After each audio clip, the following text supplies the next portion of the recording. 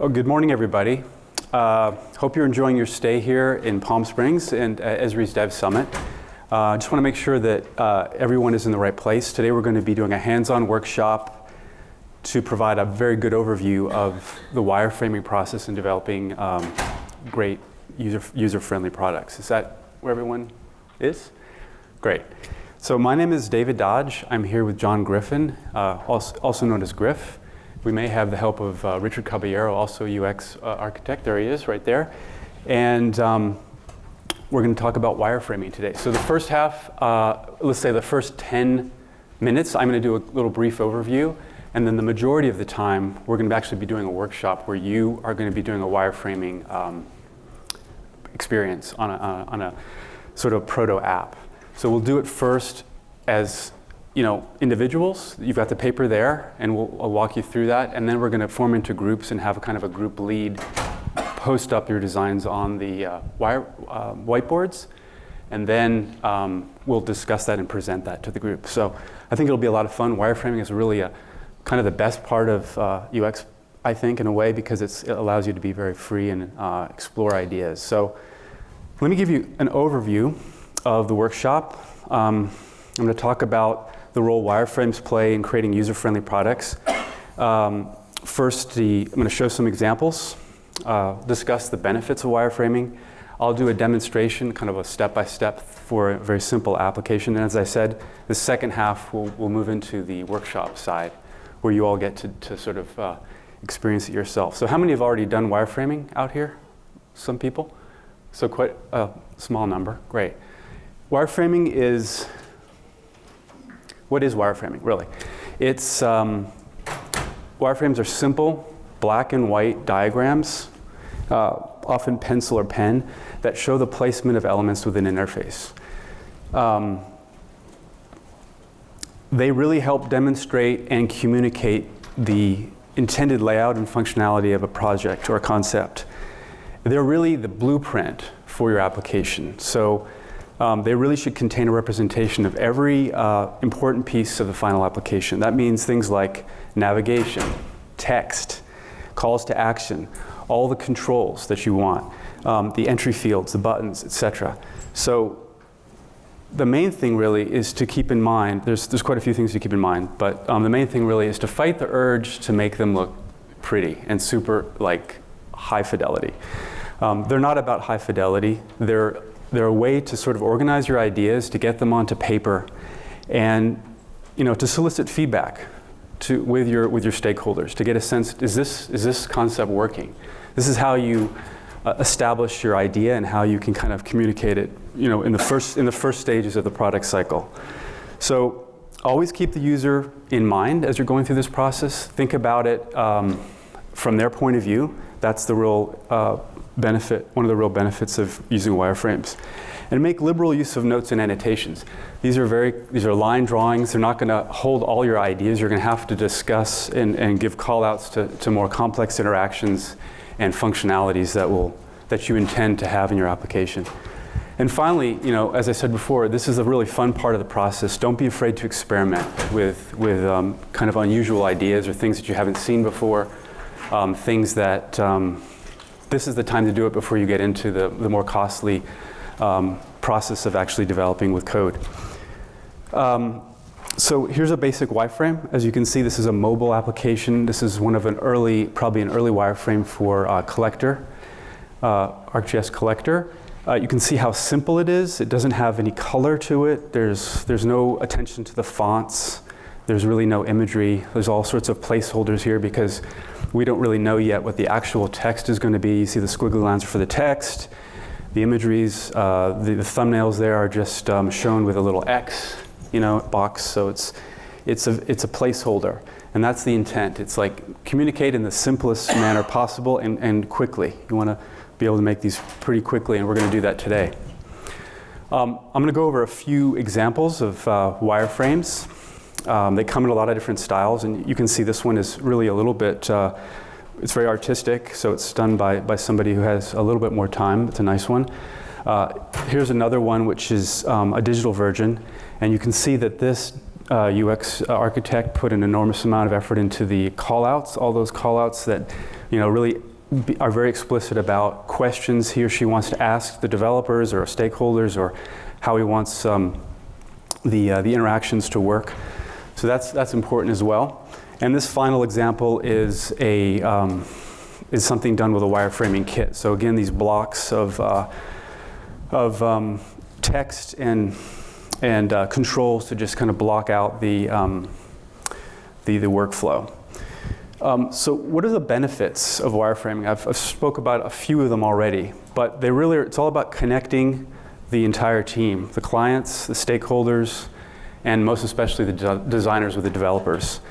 So they're really about reaching consensus early on in the process, making sure that everyone's on the same page. They allow a chance for the designer, the UX architect, to solicit feedback from developers and anybody else who's an important stakeholder, and to get really early buy-in. Is this the right way that we want to go with this? Is this going to work? Is this going to work for our users? Is this going to actually solve the problem that we're trying to solve? It also allows the architect, the UX architect, to stay on track with the process. I mean, developing a product is a really complex process, and it's a way to make sure that you've got everything that you need, to make sure that you're tacking on all your requirements. Are all my requirements met? So that's the first process is you've got the requirements, now let's make a wireframe and see if we can meet all those requirements, and then establish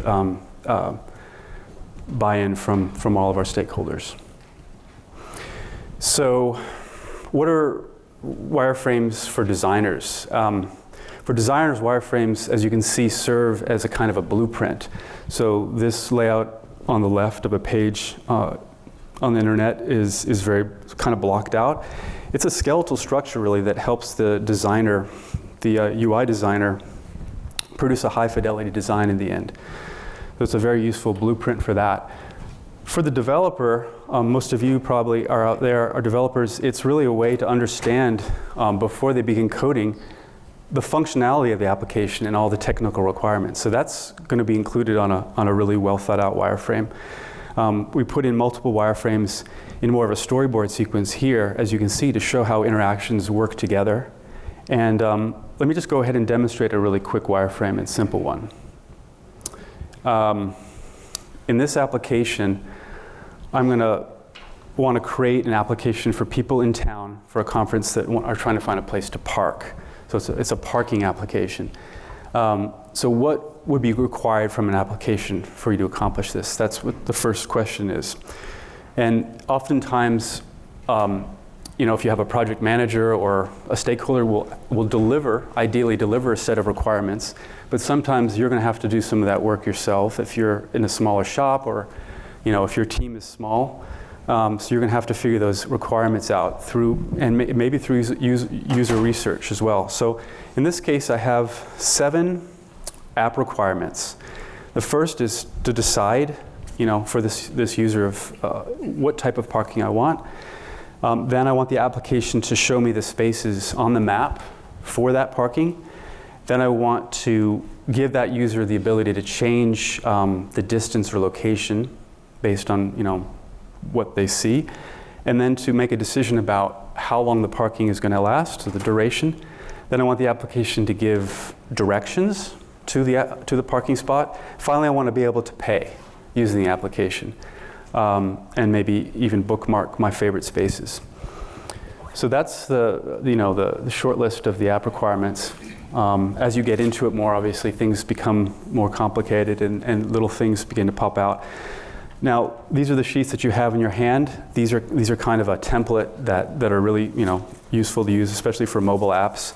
We're going to be using these today in a few minutes. You can notice that it has a space at the top for notes above each screen. There's a screen title, and then of course the canvas, which is the phone here, where you can build your interface. So here's what we did for this application. You can see in the first screen on the left, the application is welcoming the user to the application, giving them a choice about what type. You can see these just very, very sketch type of buttons. The the big buttons to choose what type of parking spot they want. After they've done that, the application has found something, and then you choose whether you want to show those spaces or change the location. And the third screen is to choose the type of parking you want. Then the application has dropped a pin to show where it's recommending that you park, and it's given you a set of directions. So finally, you then can choose to pay, and you have some payment options there, and decide how long you're going to park, and if you want to even bookmark this space, if this is something that you want to remember. And that last page shows some kind of a bookmarking interface. So that's a quick overview of a very simple wireframe for a simple app. But of course, it could have been done in lots of different ways. And that's the exciting part about wireframing, is that it really gives you this freedom to explore. So that's about my 11-minute brief introduction to wireframing. But before we go on, are there any kind of quick questions about the whole idea of what we're doing and what this process is about? It's kind of, at first, it can be difficult to get your hands on the paper and to start drawing, but just let go and just start drawing squares, really. It's all about getting these ideas onto paper. It's not really, there's nothing really to think about. And I want to start, we've got a lot of people here. It's going to be a group activity. We have three whiteboards. So eventually we're going to split into 3 groups. But to start with, you've got some paper. I want to start with this activity on your own, so you kind of think through it yourselves first and get a chance. Then we'll break into groups, and you can kind of we'll have a group. You'll appoint a kind of a group lead who will then document the group's ideas onto the whiteboard. So you have a little bit of discussion about it. Wireframing is also a collaborative process, as is most of application building. So why don't we'll spend 15 minutes now. Let me talk through this application activity. This is meeting people from the conference at a local restaurant. So we're calling it the Meet You There app. Same situation. There's about 6 requirements here. The first thing you want to do is invite people. So there's lots of ways you can do that, and that would be the first step. It doesn't have to be one screen, but think about that. Then you want to map locations for your restaurants. Find the restaurants in the vicinity, maybe get some details about them, and then select a restaurant and then set up a meeting time. So it's a simple kind of a mobile app, something that you want to be friendly, something you want to think about the user. Are there any questions with that? I want to, Griff. Yeah, which should they use? Should they use the iPad side or should they use the mobile? I recommend using the mobile side, which is the one that I showed in the demo, in the quick demo here. So this allows you to kind of break it up. So we've broken up this into sort of 6 distinctive steps. There could be a few more, but these 6 steps are the requirements for this kind of application. So they're kind of conceptual, chapters in the application that you can think about. They may require more than one screen, but try to see if you can do it maybe in 1 or 2 screens, each one of those. So to get started, think about it. Think about apps that you use. Think about other experiences that you have with the things that you build or the things that you use a lot. How do you want to invite the people? First of all, how do you want to get the people? So that's the first point.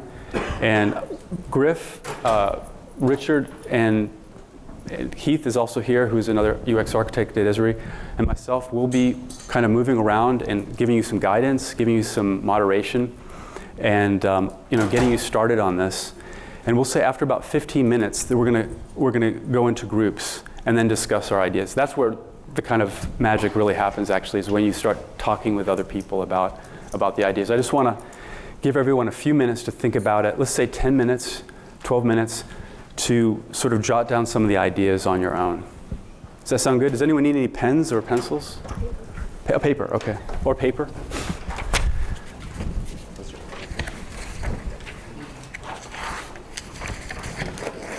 Thanks.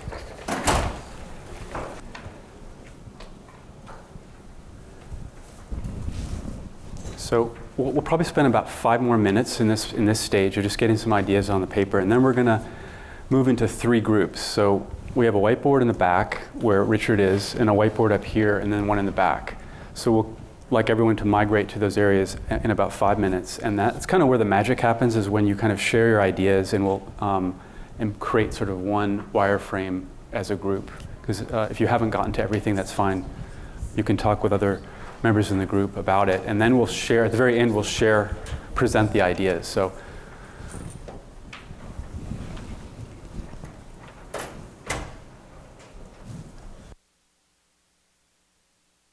anybody have any questions or having some issues? No? Cool.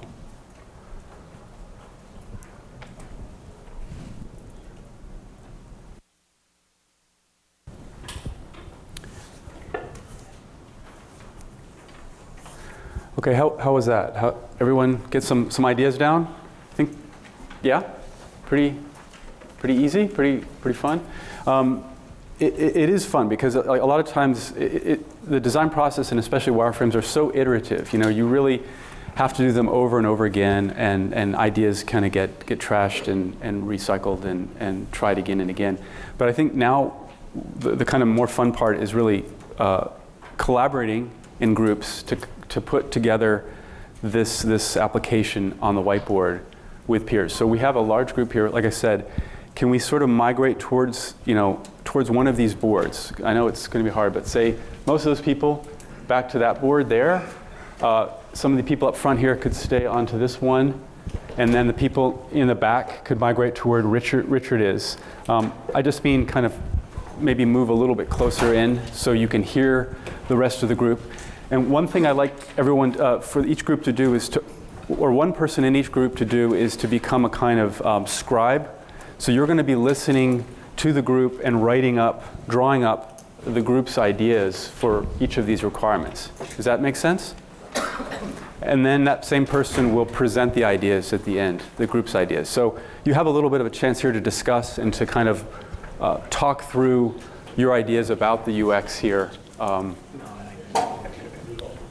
So that's the fun part.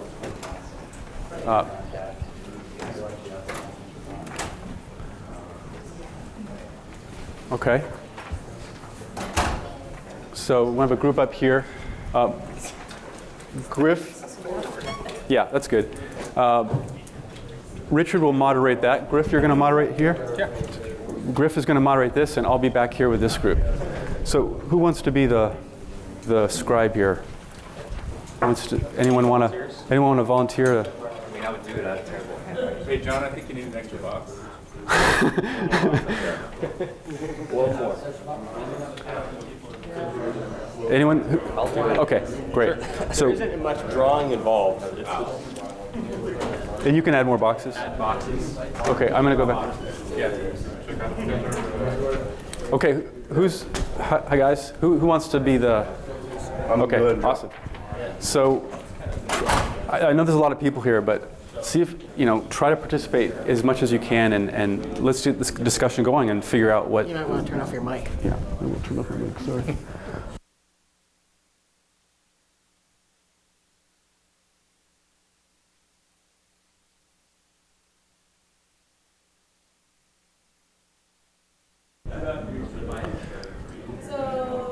Okay, everybody, we're gonna start to move into the presentation phase. We've only got 15 minutes left, so the last bit of UX you want to put down is great, but then we're going to go through each group and present kind of your walkthrough of the application. So one person or 2 people can present your idea to the rest of the group.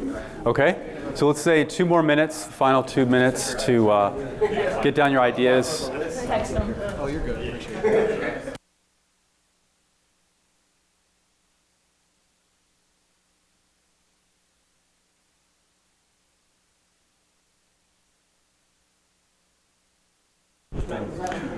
Okay, so can we? We're gonna all bring. Let's start over with the group over here at Richard. Richard's whiteboard, and we're gonna do a presentation.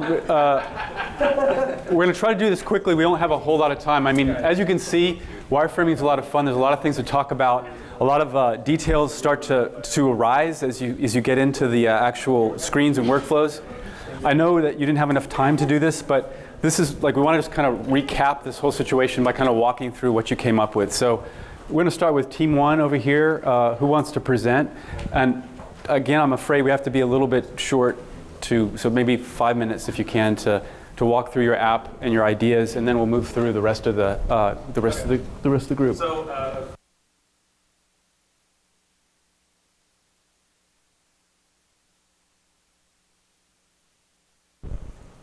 Okay, excellent. Is there any rebuttal or questions to the first? Not rebuttal, but.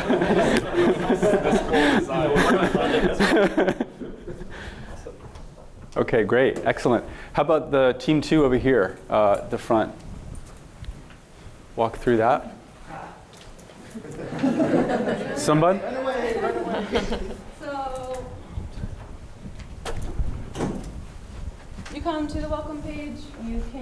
It already automatically populates people who are in your contact list, but say if you're at the Esri conference, you could sync to people who are also at the conference, so they will be on your invite page. Once you get to your invite page, you can scroll through A through Z. You will have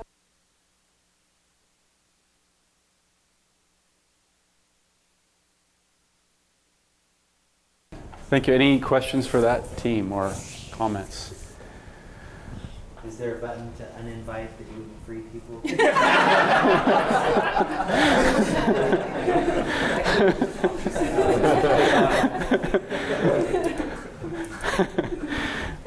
Okay. The last team back here in team three. We have, you want to present that? Sorry, I didn't realize the green was so hard to see on this. This is just have a main screen here that has a map showing the nearby restaurants. From there, you have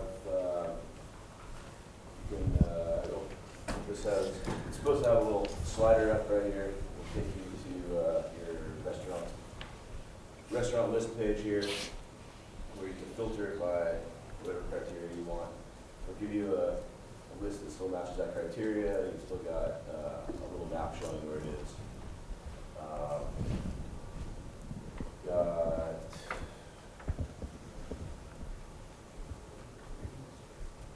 what's that? You got your people list where you can search for people. You've got the people you've recently interacted with, other people that are on a friends list that you can create from the conference. You've got some sort of searchable by location nearby people, so you can add anyone to this list for this meetup that you want.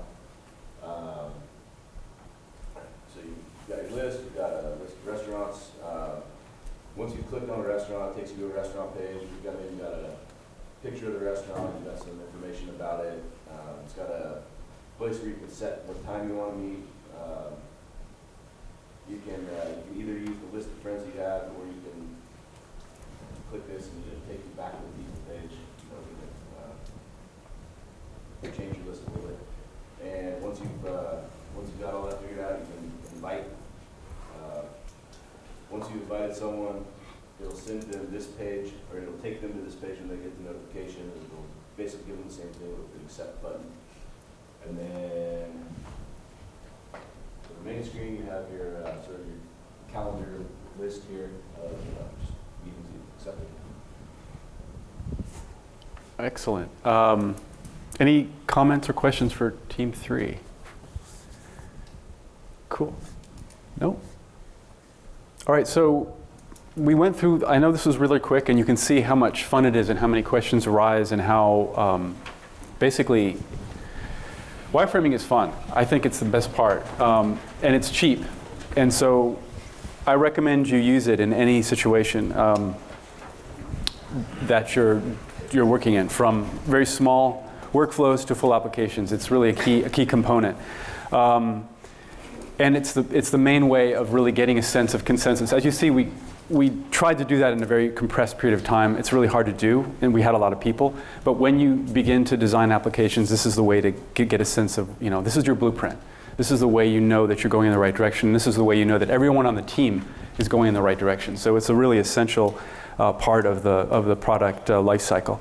So are there any questions in general? I know this was a really compressed, yes? You mentioned wireframing software. Is there anything you had in mind? Probably the standard is Balsamic. Keith? There's Balsamics out there. Experience Design from Adobe just came out. XD is a good one, yeah. XD. Good Mockingbirds out there. Sketch is something that gets used in the creative lab quite often. Yeah. Balsamic is a really old standby, and it's fairly easy. The nice thing about XD, it's a new product from Adobe, is it allows you also to prototype and actually produce a kind of interactive wireframe at the end. But I also think that, like we just did today, pencil and paper. Don't forget pencil and paper, napkin and paper, napkin and pen. These are the. It's so simple to do that, and don't forget how easy that is to do. Yeah. Is there a way to make sure that everybody gets heard and it doesn't go too far down one track before other ideas are incorporated? That's part of the team dynamic. I think that has to be through understanding how your team works, and I think the essential way that happens really is that the requirements get passed to the designer well ahead of the development process, so that you can begin to share that with everybody, and sort of sometimes the UX person has to be proactive and really go out and meet, share these ideas with the rest of the team, so that they can get buy-in, and you can see that, hey, the product manager agrees with this is going to meet, the developer sees this, he can do it or she can do it, and it's going to meet the requirements. So it really is about the team dynamic, and I'm not sure. Is there usually one person kind of like moderating the whole thing? Sorry? Is there usually one person that moderates? From the, not necessarily, but from the perspective of the design, it's going to be that UX architect who's responsible for producing those. So we also have a workshop this afternoon that's called Collaborative Brainstorming, which is more about, this is more about focusing on wireframing, but that other workshop is more focusing on how to get stakeholders and everyone, all the decision makers in the same room and kind of brainstorming through ideas. That's going to be a really fun workshop. Yeah. It's going to be this afternoon here in this same room. Just a reminder, this whole day we'll be having workshops on the life cycle. So Richard will be here the whole day. Yeah, and if you have questions about other workshops too, I'm going to be here. So I'll look up the time right now. I'll let you guys know. Other questions on wireframing? Yeah. Can we buy those pads in the store? That's a good question. Yeah, I believe so. I mean, we can probably get these online, I think. Yeah. I'm not actually sure where these came from. Yeah, these are really nice. They're starting to look a little bit, old school, but they serve the purpose. Anybody else? I saw some over there. Yeah? Sorry, you? How do you know when you're done? That's a great question. How do you know when you're done? You really are never done. It's frightening about UX that it's never done, but perfection is the enemy of all art and all products, let's put it that way. And if you are waiting for perfection, then you're too late, as somebody said. So it has to be, it has to reach a point, a critical mass. You're fighting against time. I would say the buy-in that you're getting from your team is the point when you're done, and that point is, should be ahead of time and ready to go, because you'll never be perfect, and I mean that's the process of UX. Sorry, was there any over here? Yeah. This is something the team does against a list of requirements. Yes. The customer never sees it. Well, the customer should be, in the ideal situation, the customer is what's driving those requirements. So the team, I think the really well-functioning team has done a lot of research, user research, and user journeys, and those are going to be some of our workshops too, right? Yeah, so there's the next workshop is usability testing. That starts in 30 minutes. There's a prototyping workshop that's at 2:30, and there's also the collaborative brainstorming workshop is at 4 o'clock. That collaborative brainstorming one is really good because it's a way to kind of go through that initial process of gathering requirements. So it's like brainstorming around requirements, and then also kind of maybe coming coming up with some initial ideas for how the app should work. And then after that, maybe you could go into more of a validation process, getting in front of getting a prototype in the works so that you can validate that prototype and validate those requirements that you have or that you came up with. But even before that, there should be this sort of knowledge base from the product stakeholders about what the market's demanding and what the users really are expecting and what they need. So, yeah, that's where the requirement's from. Sure. Once you're looking at the samples you've had before, had a particular look, you had a graphics, there was a square with an X through it. Right. Are there any general conventions or ideas like this represents a button, this is Yeah, I mean, is it just sort of really up to the it's kind of it's like a language that's, communicates it, but I believe that those are pretty conventional usages. An X, a square with an X in it is a photograph or an image. The squiggly lines is just text. Yeah, they can be. There's no hard and fixed rule for that, but squares are often buttons. You don't want to. The thing with the wireframes is you don't want to start getting into, well, is it going to be rounded corners or is it going to be square corners? Is it going to be beveled edge? You don't want to get into the details of the UI. That's a real downfall of a wireframe, is because it's going to make you think too much ahead of yourself about how the final experience or visual experience of the application is going to be. You want to really focus on just the structure. The wireframe is just the structure, so it doesn't really matter how you're communicating that, as long as it's you don't want to use a tree for a button or something like that, unless it's a nature app or something. So yeah, but we'll see if we can get some of those conventions. I think they're pretty standard. If you look up wireframing on Google, you'll see a lot of very standard things. So. I have one. Yes, sir. Is there any sorry. legal binding, like you created one wireframe and you are designing? Yeah. The other company, other vendors can't create the same you are designing. What is the? You mean how do you? I don't think wireframing you have to worry about it at that stage. Are you saying is there? The step of wireframing will be the overall color schemes and patterns and so on. That's what I think. But once you are through with the entire UI UX designing, so do we have some patenting on that? Well, I would say so. Yeah, if it's something that's very unusual and innovative, you then would probably be thinking about that. I'm not so sure. I don't know if I have an expertise on the intellectual property laws regarding that. I know that they try to do that. Apple will try to do that, but you can see this parroting and throughout the industry of people using sort of conventional ways of approaching things, and I think it's pretty hard to patent that, but I'm sure they try to do it. That might be great. I'm thinking from software development companies. Yeah. When Yes. So they prepare all these UIs. They Yeah. have their own team. Yeah. I mean, they would have to have a team to then to patent it. Yeah. So these kind of things are not there. So is there any legal binding which happens, or it will never happen? I mean, I think if you are blatantly copying something, then you're going to have some issues, yeah. But like I said, there's a lot of shared commonality in interfaces. I mean, a button. There are nowadays, that's Yeah. what is the trend going, they're reusable. Yeah. The widgets and all. Yes. Are reusable. Mm-hmm. So will it come anytime that somebody might raise this thing? I think so. I think it's an ongoing process. People try to carve out things, but I don't think that has to stop you. I think you try to be creative and try to push forward with new ideas and come up with new solutions. But ultimately, when you're doing that, you have to make sure that this is going to be something that's going to be understandable by the user. And a lot of times, what's understandable by the user is something that's been done before. So there's that kind of tension between innovative UX and making something usable. Any other questions before we end? I think we're almost out of time.